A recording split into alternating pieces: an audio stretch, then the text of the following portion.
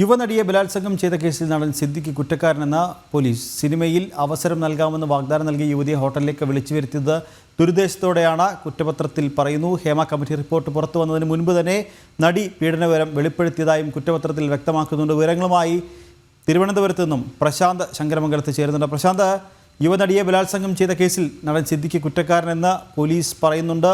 സിനിമയിൽ അവസരം നൽകാമെന്ന് വാഗ്ദാനം നൽകി യുവതിയെ ഹോട്ടലിലേക്ക് വിളിച്ചു വരുത്തിയത് ദുരുദ്ദേശത്തോടെയാണെന്നും കുറ്റപത്രത്തിൽ പറയുന്നുണ്ട്. വിവരങ്ങൾ. നടൻ സിദ്ദിഖിന് കുരുക്ക് മുറുകുന്നു എന്നാണ് ഇപ്പോൾ മനസ്സിലാക്കുന്നത്. സിദ്ദിഖിനെതിരെ കുറ്റപത്രത്തിൽ സിദ്ദിഖിനെതിരായ തെളിവുകൾ ഉണ്ടെന്നാണ് ഇപ്പോൾ അന്വേഷണ സംഘം പറയുന്നത്. അതായത് ഈ ഹേമ കമ്മിറ്റി റിപ്പോർട്ട് വന്നതിന് ശേഷം ഒട്ടേറെ കേസുകൾ ഉണ്ടായിട്ടുണ്ടെങ്കിൽ പോലും ആ കേസുകൾ ഉണ്ടായതിൽ വെച്ച് ഏറ്റവും തെളിവുകൾ ഉള്ള കേസ് ഇവിടെ, അതായത് ഡിജിറ്റൽ എവിഡൻസും അല്ലാതെയുള്ള തെളിവുകൾ ഉള്ളൊരു കേസ് സിദ്ദിഖിനെതിരായിട്ടുള്ളതാണെന്നാണ് ഇപ്പോൾ അറിയാൻ കഴിയുന്നത്. 2016 ജനുവരി 28 തിരുവനന്തപുരത്ത് മസ്കറ്റ് ഹോട്ടലിലേക്ക് യുവനടിയെ വിളിക്കുകയും ബലാത്സംഗം ചെയ്യുകയും ചെയ്തു എന്നായിരുന്നു പരാതി. അതിനുശേഷം നടന്ന അന്വേഷണ സംഘം ഈ കേസും വിശദമായി അന്വേഷിച്ചിരുന്നു. ആ അന്വേഷണത്തിലാണ് ഇപ്പോൾ അതിന്റെ കുറ്റപത്രത്തിലാണ് സിദ്ദിഖിനെതിരായി തെളിവുകളായിട്ടുള്ള വിവരങ്ങൾ ലഭിക്കുന്നത്. സിനിമയിൽ അവസരം നൽകാമെന്ന വാഗ്ദാനം നൽകിക്കൊണ്ട് യുവനടിയെ പീഡിപ്പിച്ചെന്നാണ്, ബലാത്സംഗം ചെയ്തതെന്നാണ് കുറ്റപത്രം പറയുന്നത്. ദുരുദ്ദേശത്തോടു കൂടിയാണ് ഈ നടിയെ സമീപിച്ചതെന്നും കുറ്റപത്രത്തിൽ പറയുന്നുണ്ട്. മാത്രമല്ല, അതായത് ഒരു സുഖമായിരിക്കട്ടെ എന്ന സിനിമയുടെ പ്രിവ്യൂ കാണാനെത്തിയ നടിയെ മുറിയിലേക്ക് ക്ഷണിച്ചുവെന്നാണ് ഇപ്പോൾ ഈ കുറ്റപത്രത്തിൽ പറയുന്നത്. പ്രിവ്യൂ കാണാൻ അതോടൊപ്പം തന്നെ നടിയെയും കുടുംബത്തെയും സിദ്ദിഖ് സന്ദർശിച്ചതായും പറയുന്നുണ്ട്. അതോടൊപ്പം തന്നെ ഏറ്റവും എടുത്തു പറയേണ്ടത് ഈ കാലയളവ്, അതായത് നടി പരാതിപ്പെട്ട ആ കാലയളവിൽ സിദ്ദിഖും നടിയും ഒരേ ഹോട്ടലിൽ ഉണ്ടായിരുന്നു എന്നതിൽ തെളിവുകളുണ്ട്.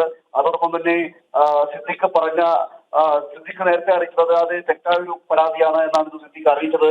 എന്നാൽ ഈ ഇത്രയും കാലം കഴിഞ്ഞതിന് ശേഷം 2016 നടന്ന സംഭവം ഈ അടുത്ത ഹേമ കമ്മിറ്റി റിപ്പോർട്ട് വന്ന ശേഷമാണ് പിന്നീട് പരാതിയായി ഉന്നയിക്കുന്നത്.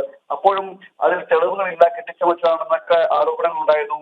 അതിലും തെളിവുകൾ കുറ്റപത്രത്തിൽ പറയുന്നുണ്ട്. അതായത് ഈ പീഡനം നടന്ന ശേഷം നടി എറണാകുളത്തേക്ക് എത്തുന്നു. കൊച്ചിയിലെത്തിയ ഒരു ആശുപത്രിയിൽ ഡോക്ടറെ ചികിത്സ നേടിയിരുന്നു. ആ ചികിത്സ നേടിയ ഡോക്ടറോടും ഇക്കാര്യം പറഞ്ഞിട്ടുണ്ട്. അതായത് തന്റെ പീഡന വിവരം ഡോക്ടറോട് പറഞ്ഞതായും കുറ്റപത്രത്തിൽ പറയുന്നു. അങ്ങനെ സിദ്ദിഖിന് കുരുക്ക് മുറുകുന്ന സാഹചര്യമാണുള്ളത്. കുറ്റപത്രത്തിലടക്കം ഡിജിറ്റൽ തെളിവുകളെല്ലാം അന്വേഷണ സംഘം ശേഖരിച്ചുകൊണ്ട് ഇനി ക്രൈംബ്രാഞ്ച് മേധാവിയുടെ അനുമതി കൂടി കാത്തു നിൽക്കുകയാണ്. ക്രൈംബ്രാഞ്ച് മേധാവിയുടെ അനുമതി കൂടി ലഭിച്ചു കഴിഞ്ഞാൽ കുറ്റപത്രം കോടതിയെ സമീപിക്കും. ഏതായാലും നടന് സിദ്ദിഖിന് കുരുക്ക് മുറുകുന്നു എന്ന് തന്നെയാണ് കുറ്റപത്രം പറയുന്നത്.